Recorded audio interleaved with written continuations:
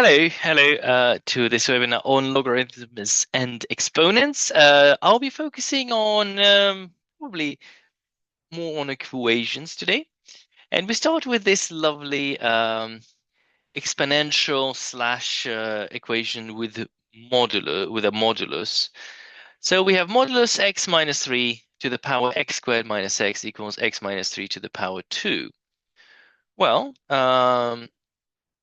let's start to unwrap the modulus. So first, let x be greater than 3, later or, well, greater than 3. Yeah, greater or equal 3. Then modulus x minus 3 is simply x minus 3. And we're left with x minus 3 to the power x squared minus x equals x minus 3 squared. We know that x minus 3 is a positive number, is a non-negative number.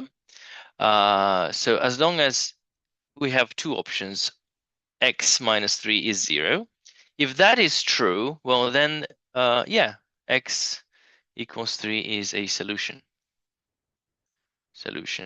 And if x minus 3 is not 0, then it's the same as a to the power x equals a to the power 2, effectively. And we just say the powers have to be equal. Then, if this is true, then x squared minus x must be 2. In other words, x squared minus x minus 2 equals 0. So x equals -1 and x equals 2. Now, the problem with this is that neither solution is suitable because we have because we said that x is greater than or equal 3. So these are not suitable. Not suitable. Okay. It does feel, however, that they should be solutions, and if you check them, they probably will give you the solution. But let's consider the second option, the option 2, when we unwrap the modulus. So let x be less than 3, then modulus x minus 3 is in fact 3 minus x. And then we have 3 minus x to the power x squared minus x equals. Now, it's equal to x minus 3, but if you know your maths well, a minus b squared is exactly the same as b minus a squared. It's very easy to verify. Hence, we can write it 3 minus x squared, and now we're back to the same equation. Now we have the powers that are equal to each other. X squared minus x equals 2, x equals -1, and x equals 2. And that's the second solution and the third solution. So the answer would be -1, 2, and 3. Lovely. Hope that makes sense. Why am I using red ink? Anyways, simplifying logarithmic expressions. So you probably already know the laws of logarithms and the properties of logarithms. So I'm just gonna do this. Right. I'm gonna do something unorthodox here. So if you do log AB, it's the same as, or rather, log B A log A. Sorry, logarithm A base B can be. You can change the base using the change of base formula. You can write log A divided by log BA. And log AA is 1 over log AB. Right, so log A base B is the same as 1 over log B base A. That's an important property of logs. Now, but that means that log AB multiplied by log BA, as a matter of fact, is just 1. And if you multiply both sides by 2, you get 2 log AB times log BA, which is 2. So you can replace the 2 with a combination of logs.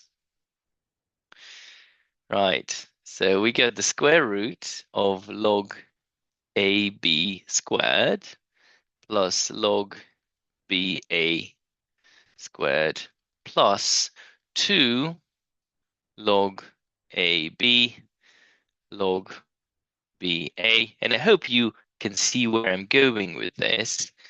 And where I'm going is here. So it's log AB plus log BA squared. And the logarithm of, we know that the square root of x squared. Can somebody tell me what's the square root of x squared?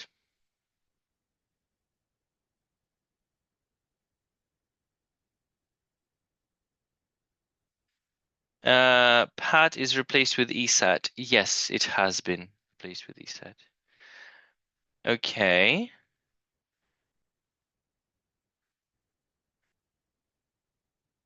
Okay, anyone have a better answer than that?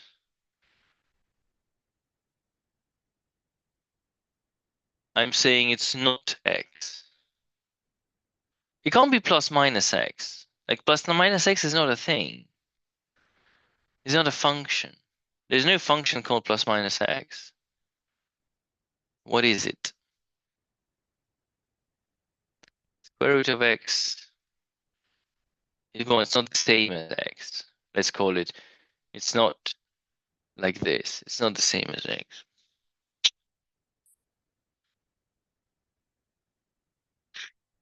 Yes. Thank you. Thank you. It is modulus x. Square root of x squared is modulus x. And that's important. Please keep that in mind. Don't get good. Don't get complacent with square root of x squared, because square root of x squared is modulus x, is not x, and not plus my. Well, no, it's not plus minus x, right? And because if x is 3, square root of 3 squared is not plus minus 3. It's exactly 3, right? So plus minus is no good. And also, plus minus is not a function, right? Remember, a function can only return a single value. So a function does not return multiple values. Anyway, so by applying this logic, so this is modulus log AB plus log BA. And I'm pretty sure that the modulus is unnecessary. Why? Why would I say that? Because you can always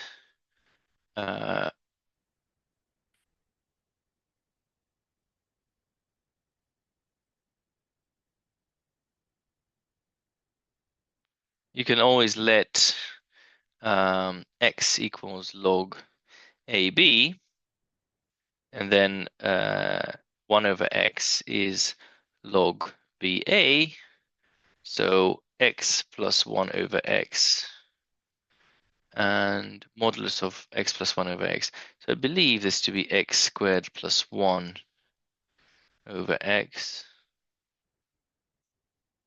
Oh no, It can be negative. Yeah.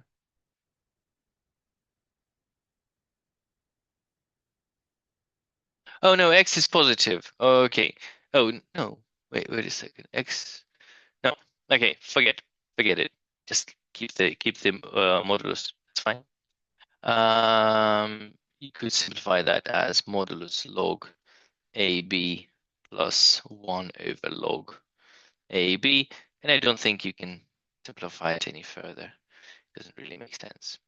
State clearly any conditions on A and B. Well, A has to be positive, A is not 1, and same for B. B is positive, and B is not 1, because the base of a logarithm cannot be 1. All right. Now, uh, this is a very simple equation. It's a very straightforward equation. But what you need to remember about equations is you always remember to put the conditions. So I call it the domain of the equation. And x plus 4 must be greater than 0, and x must be greater than 0. So overall, x must be greater than 0. And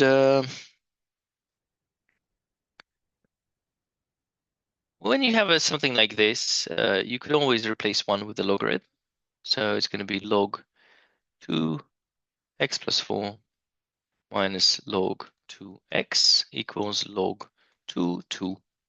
Or in other words, log x plus 4 over x equals log 2. And you can drop the logs.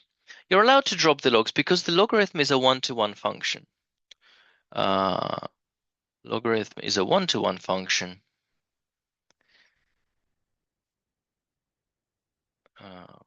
Therefore, if log A equals log B, then necessarily A has to equal to B.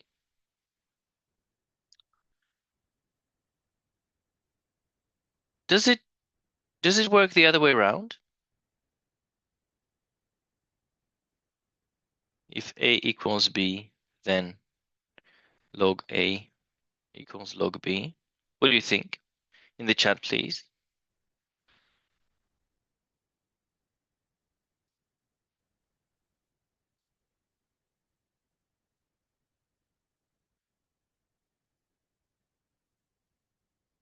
No, why not? Somebody explain?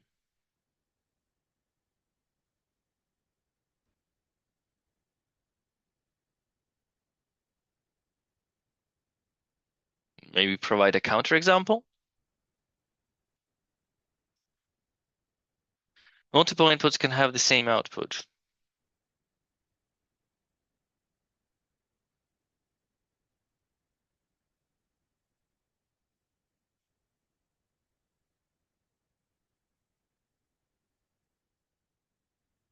Log can't be cancelled out. Right. I think we are. I think there's some misunderstanding here. Right. Right. So let's move that aside. So the logarithm y equals logarithm x base a. This is a one-to-one function because every value of x1 corresponds of x corresponds to exactly one value of y. So x2, y2. So this is a one-to-one mapping. So x1 corresponds to y1, x2 corresponds to y2. So it's a one-to-one. Y f of x equals logarithm ax is a one-to-one. 1-to-1 function. So first of all, it means it has an inverse, but also means hence log if log a equals log ab, then it is true that a equals b. This is true. I'm telling you that this is true, and you should believe me, right? Because that's the definition of a one-to-one function.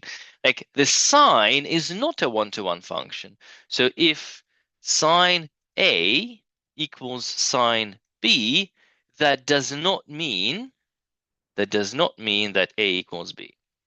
And a simple example would be sine 30 is equal to sine 150, but that does not mean that 30 is equal to 150.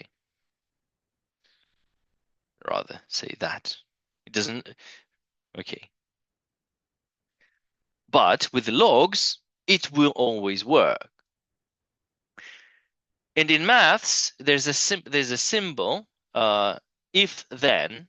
So this symbol is if then, or hence, or it follows that. It follows that.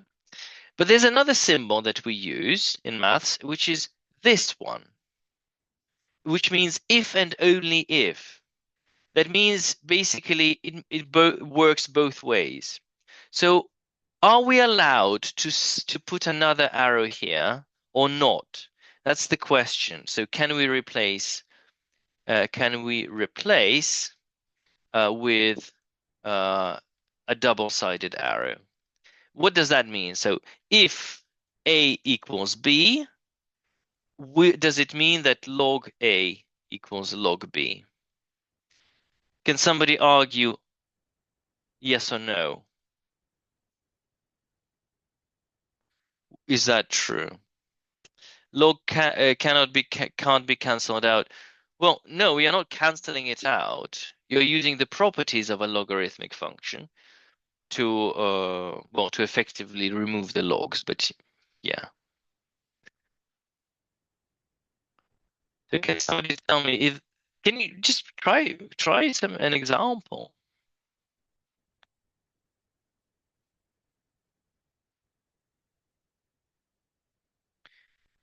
Try to think of an example where this is not true.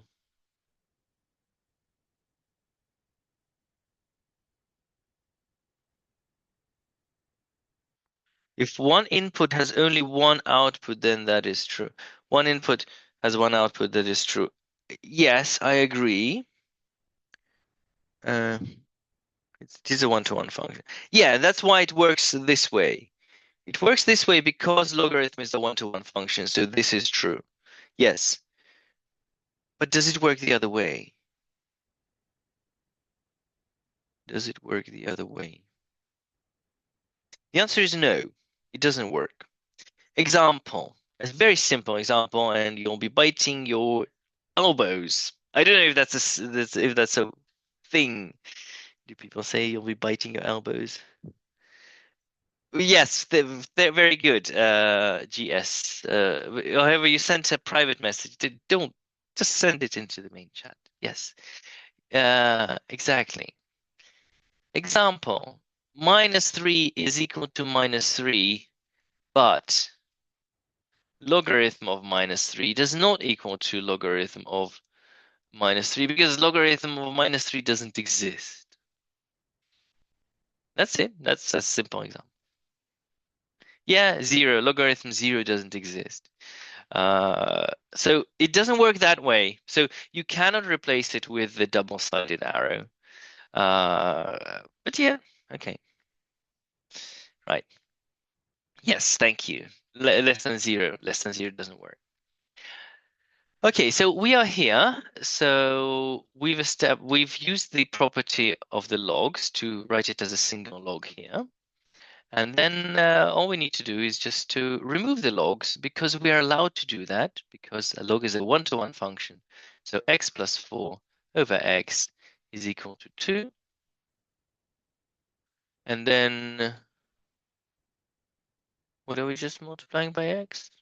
Yeah, we're multiplying by x. We're allowed to do that because x is not 0. So x plus 4 is 2x So x is 4. Oh, that's slightly more boring than I anticipated. And anyway, we'll get some good ones. Derivatives of exponential functions show that the derivative of e to the power 3x minus 2 is that. Well, depends on how you want to argue that. I would say using the fact that e to the power x, the derivative is e to the power x. Um,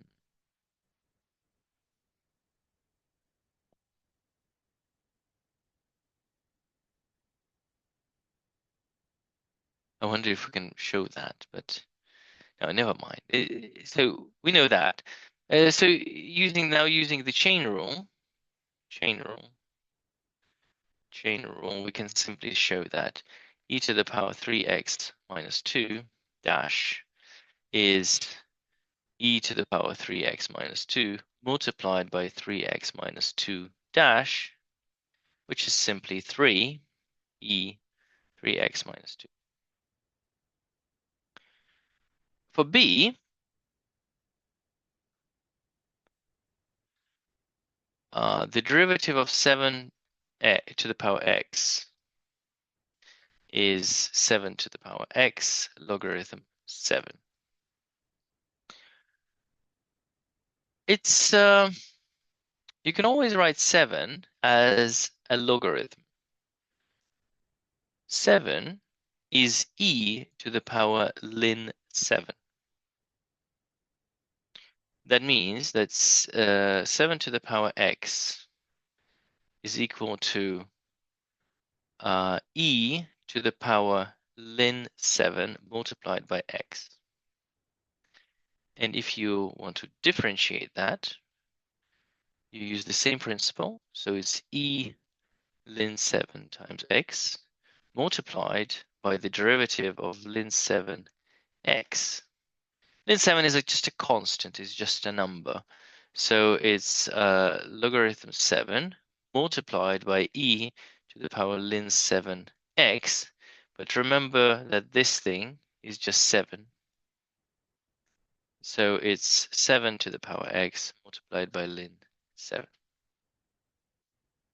Okay. I'll do another one, which is a bit more fun. It's the x to the power x. C. Let's do C. X to the power x derivative. Now, x to the power x, using the same principle that x can be written as e to the power ln x. It's e to the power logarithm x to the power x, which is e to the power x multiplied by logarithm x. So x to the power x dash is e to the power x times ln x dash, which is e to the power x ln x multiplied by x ln x to the dash.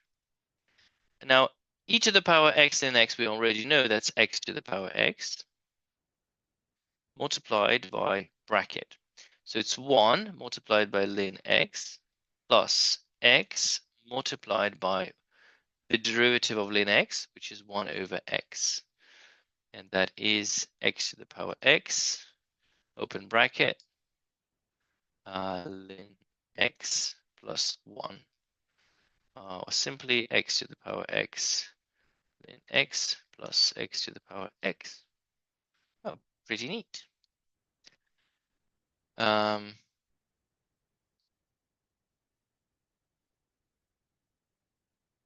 Yeah, funnily enough, this was this was written in the toilet stall of the university I went to. Normally you would have rude words, but not in our case. In our case, we had x to the derivative of x to the power x. I remember it vividly. Okay.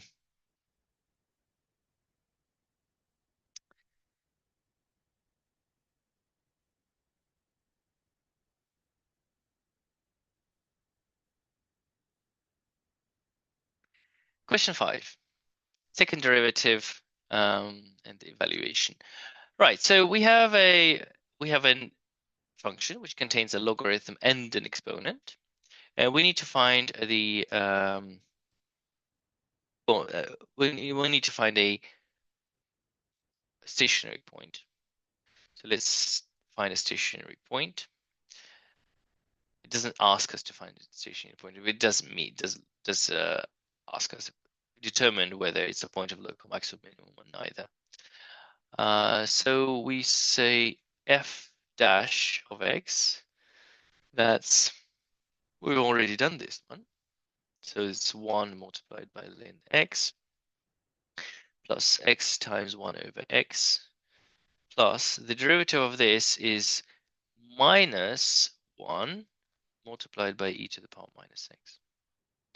So that's logarithm x plus 1 minus e to the power minus x. And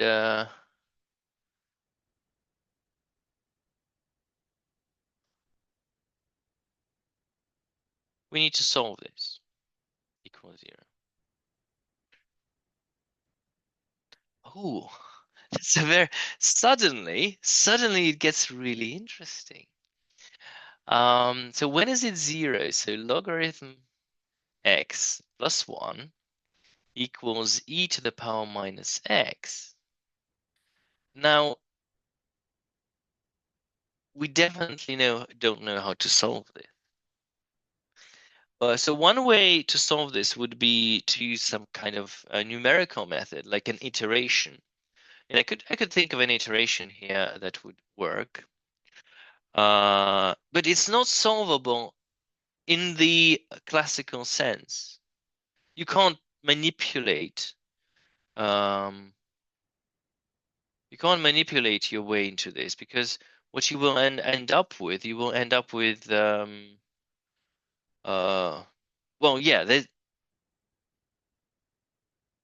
no way you can do this just analytically the way you normally do stuff, because you won't be able to get rid of the logarithm, or you won't be able to get rid of the exponent. So that's the thing. That's the problem here.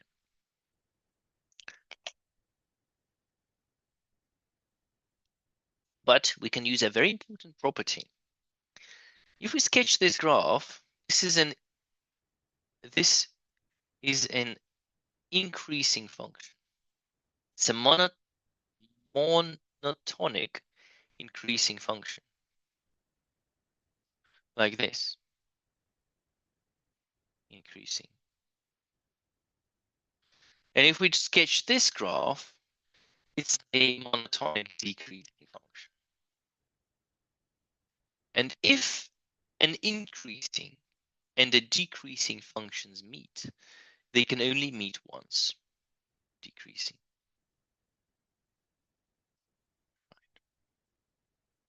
They can only meet once. They can only meet once.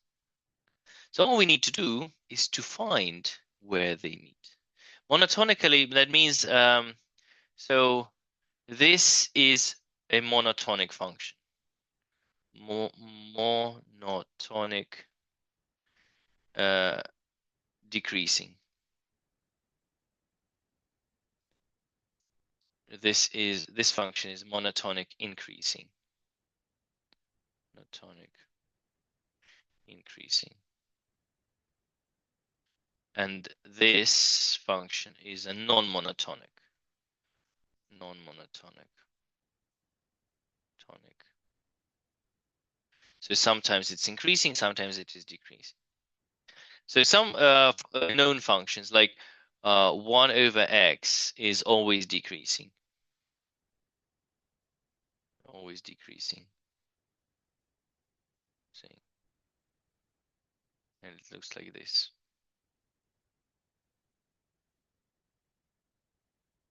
All right. Okay. If we take an increasing function such as this one, it has 2 points of intersection. That's a different story. So I have to add one thing. Increasing continuous. Continuous. That means it doesn't break. And decreasing continuous. Yes. They can only meet once. And it turns out that if you substitute 1, oh, no, if you substitute, oh,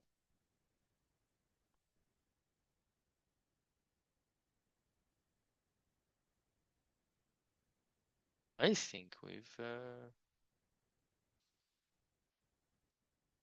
think there's a mistake in the question.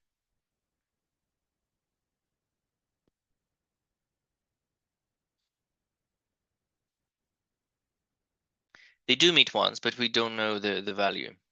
Oh, okay, well, then, which is a very weird question. Anyways, they can only meet once. Basically, they don't meet at x equals 1. So, because f dash of 1 is a logarithm of 1 plus 1 minus,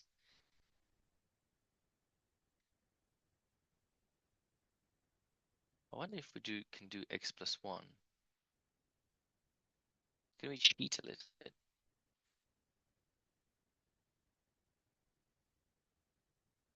X plus 1.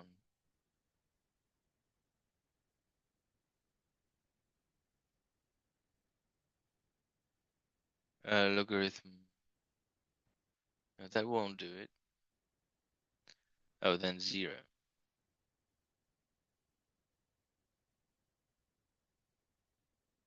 Logarithm 1. Anyways, logarithm 1 plus 1 minus e to the power minus 1. So that's definitely not 0. It's because the first one is 0, so 1 minus. So it's actually equal to 1 minus 1 over e, which is not 0. Therefore, x equals 1 is not a min or a max. And then if we find the second derivative, which we don't really need to, but let's do it anyway. So it's 1 over x plus 0 plus e to the power minus x, which is 1 over x plus e to the power minus x. And f double dash of 1 is just 1 plus 1 over e, which is positive. That means the function is concave down. So f of x is concave down. No, concave up. That's called concave up. I always get those confused. Concave, convex. Let's just call it convex. Convex, which is like this. All right, so the second derivative is, and it's not a minimum or a maximum, so it's just x equals 1. Just a regular point. It's a regular point on the graph. There's obviously a mistake in the question. I apologize, but it's neither. It's not maximum or minimum, just neither. How would you use an iteration? Okay, logarithm x 1 equals e to the power minus x. I'd say take a logarithm of both sides. So logarithm of logarithm x plus 1 equals minus. So x is minus logarithm x plus 1. I don't know if that will work, but we can try. Let's start with x equals 1. X0 equals 1. And That's going to be 0. And then, no, that won't work. Let's start with 2, maybe. Okay, so 2 minus logarithm, no, minus logarithm, logarithm ons plus 1.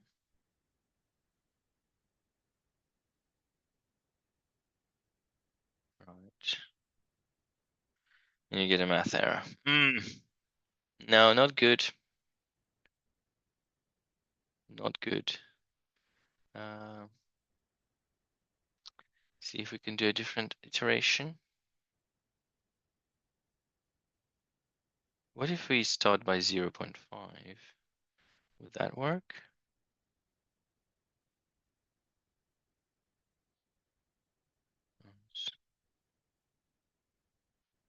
No. Okay, no, that's a bad iteration. Let's see if we can think of something else. X logarithm x equals e to the power minus x minus 1. So x is e to the power e minus x minus 1. And let's start with x equals 1. Let's start with x equals 2. I don't know. X2 e to the power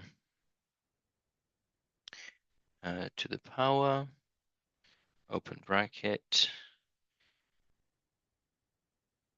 e to the power minus answer minus 1.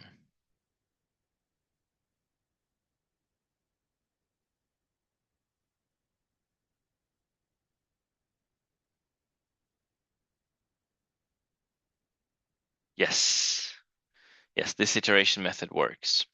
So what I'm going to do is x0 is 2, x1 is e to the power e minus 2 minus 1, then x2 is e to the power e minus x1 minus 1, and so on, and you land on a value that x is approximately 0.627.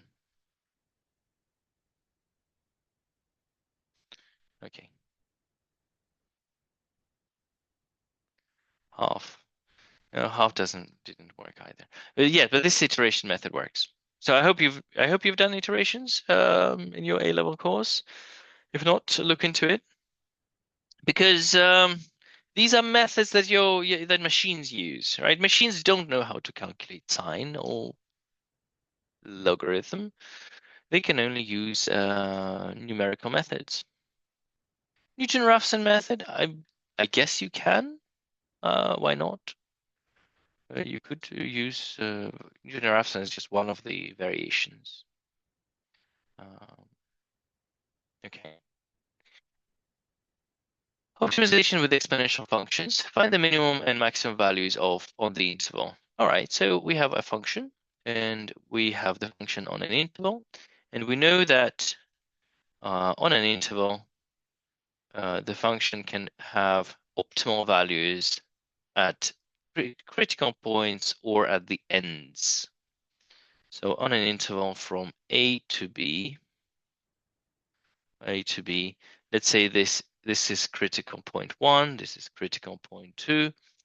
On an interval, the minimum or maximum can only occur at the stationary points or the ends of the interval. So the interval is 0, 2. So we need to find the critical points. Critical points. So we differentiate, and that is a minus 1 multiplied by e to the power minus x plus 4 minus x multiplied by minus e to the power minus x. And therefore, f dash of x is equal to e to the power minus x, open bracket, minus 1 minus 4 plus x equals 0. Now, e to the power minus x cannot be 0 because it has a range. The range of that function is y equals greater than 0. So therefore, x is equal to 5. That's a stationary point. And all we need to do now is find f of 5. And f of 5 is negative 1 multiplied by e to the power negative 5. So minus 1 over e to the power 5. So it's a very small negative number. Now we need to find f of 0. F of 0 is 4 multiplied by 1, so it's just 4. And f of 2 is 2 multiplied by e to the power minus 2. So that's 2 over e squared. And we see that from here, this is the maximum, an obvious maximum, and this is the minimum. Lovely. And what's the question? Find the minimum and maximum values. Yes, so these are the minimum maximum values. And the answer is minimum is at 0. No, sorry, 5. 5 minus 1 over e to the power 5. And maximum is at 0, 4. So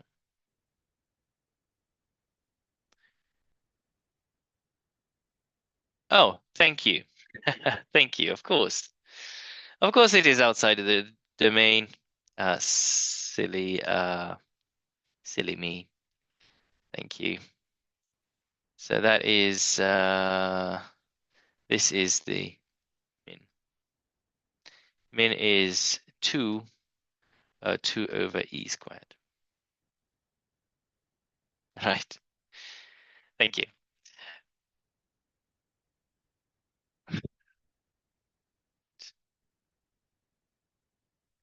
Now, hyperbolic functions. We have some really beautiful hyperbolic functions. And this is hyperbolic cosine and hyperbolic sine.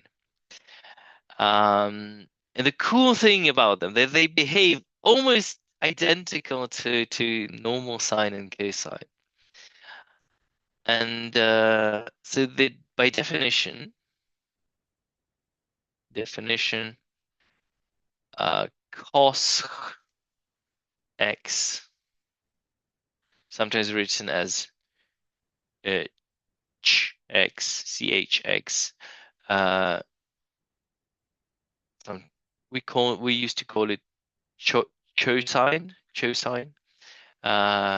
or cosinus. Okay, and shine was it shine, sh. Hyperbolic cosine is e to the power x plus e to the power minus x divided by 2. And hyperbolic sine is e to the power x minus e to the power minus x divided by 2. This is just the definition. And first, what we need to prove is an identity, which is very similar to the main trigonometric identity. So hyperbolic cosine x plus hyperbolic or minus hyperbolic sine x equals. So that's e to the power x plus e to the power minus x divided by 2 squared minus e to the power x minus e to the power minus x over 2 squared. Expand, and this is just 4, so it's e to the power 2x plus 2 plus e to the power minus 2x minus e to the power 2x plus 2 and minus e to the power minus 2x. You can see this cancels, and we're left with 4 over 4, which is just 1. So a beautiful result with hyperbolic sine and cosine. The second one differentiates sin x. So that's e to the power x minus e to the power minus x over 2 derivative. And well, derivative of e to the power x is just e to the power x minus e to the power minus x. It's the derivative of this. The 2 is just a constant, so we don't care about that. And so that's e to the power x plus e to the power minus x over 2, which is just cos x. Right. And C, the derivative of tan x. Right, so tan x, so that's sin x over cos x. Derivative, we can use the quotient rule here. We can say that this is sin, no, the derivative of sin is cos x times cos x minus sin x times the derivative of cos. Well, the derivative of cos, if you do the same thing, you will see the derivative of cos is sin. So it's going to be sin x divided by cos squared x. And this is cos squared x over cos squared x. So this is cos squared x over cos squared x minus sin squared x over cos squared x. The first one is just 1, and this one is tan. So it's 1 minus tan squared x. All right. Okay, and I've thrown in some fun stuff for us to do. So this is a mixture of logs and trig. So let's do that one. So let's start unraveling it. Well, first of all, let's put in some limitations. So sine and cosine do not impose any limitations. However, we know that you cannot have a logarithm of a negative number. And that means that sine x must be positive. What does that mean? Well, sine x is positive. That means you can only exist in the top 2 quadrants. X can only be between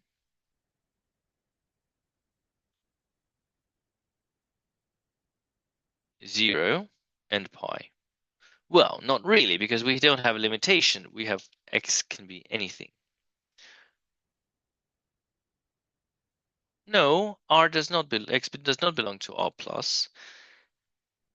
X belongs to any number from 0, not including, not including cannot be exactly 0. So it's like this, dot. 0, it's not 0, it's 0 plus 2 pi k. And this is pi plus 2 pi k. X belongs to from 2 pi k to 2 pi plus 2 pi k, where not including, so round brackets, where k is any integer. Here, 1 minus cos 2x is also positive. Ooh, yikes, 1 minus cos 2x. That's a tough one to do. Also 0. Okay, cos 2x is less than 1. Well, it's always less than 1, right? Because it's cosine. So the only way it's not, so basically that is equivalent to say cos 2x is not equal to 1. And cos 2x is, so 2x is not equal to 0 plus 2 pi k. So x is not equal to pi k. But we already know that. These dots are included, so there's no new information here. So that's our limitation. That is our domain. So the function only exists on every second interval. All right, so now let's try to do something about it. Let's try to do something about the equation. So what can we notice? Well, there's a square, there's a quadratic there, and there's a single there. So basically, what I want to do is I want to ideally, I would want to make this would be my substitution, because there's literally nothing I can do about this bit. So that means I'm just going to try to take this and make it look like this. So 1 minus cos 2x. Well, what's 1 minus cos 2x? Well, cos 2x is 1 minus 2 sine squared x. So it's 1 minus 2 sine squared x. And that is just 2 sine squared x. Ah, nice. That's something. So that's going to be 3 open bracket logarithm 2 sine x squared plus logarithm base 2 of 2 sine squared x equals 2. I'm going to break this down into 2 logs because I don't need a 2. So it's 3 log squared sine x squared plus log 2 plus log 2 sine squared x. And I think I've achieved my goal.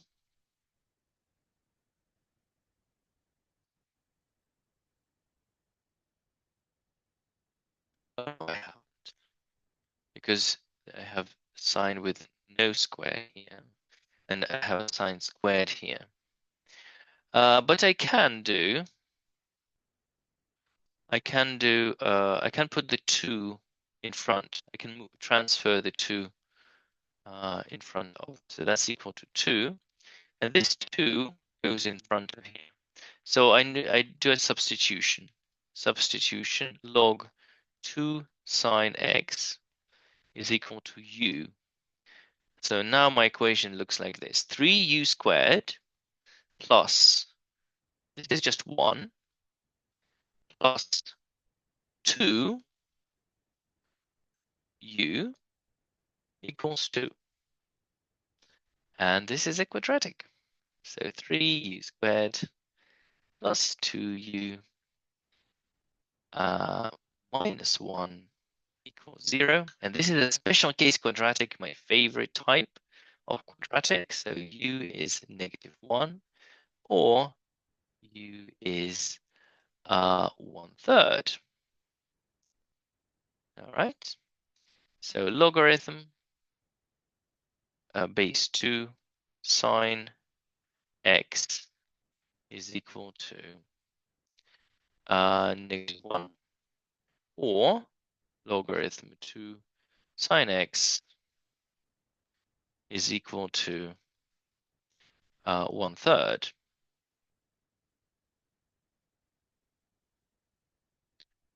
Okay. So if it's equal to -1, that means sine x is equal to a half. So it's 2 to the power -1, 2 to the power -1, which is a half. So sine x equals a half. And that's an easy one to solve because it has two solutions.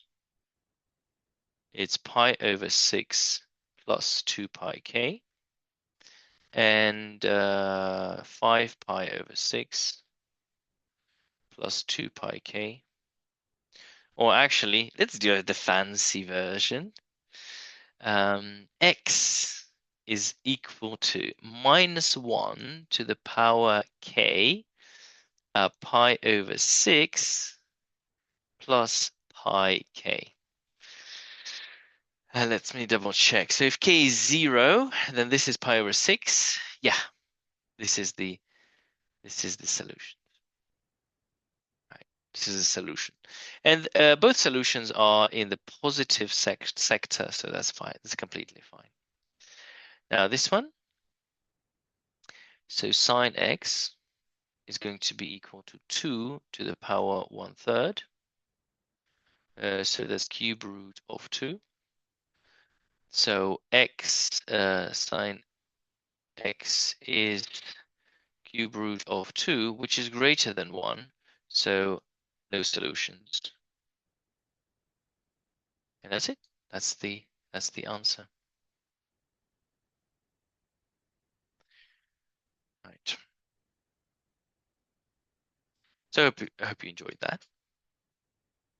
Next one, sort of a similar one.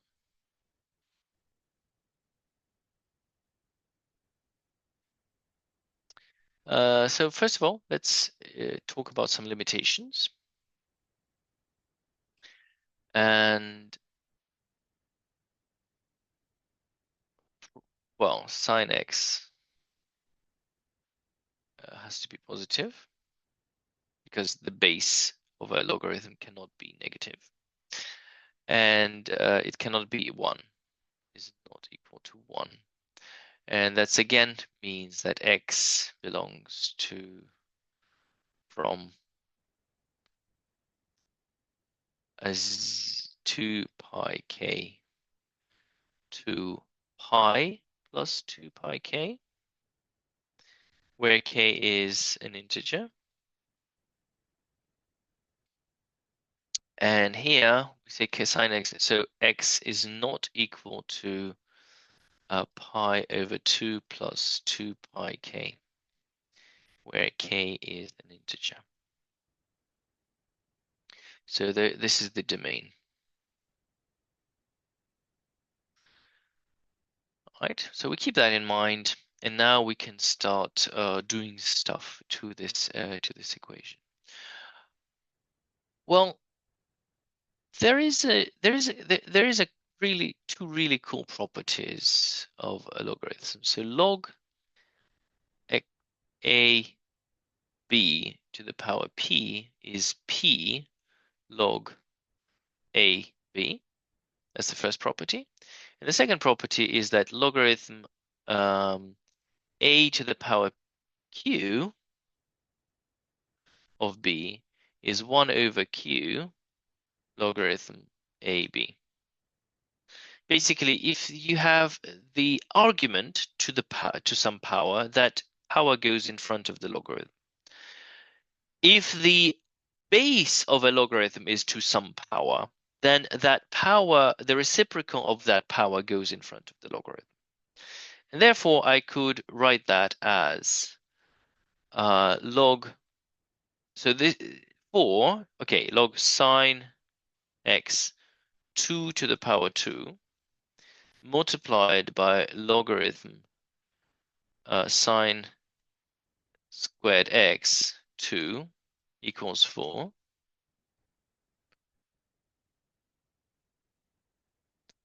And now I can write 2 multiplied by logarithm sine x 2 multiplied by 1/2 log sine x 2 equals 4.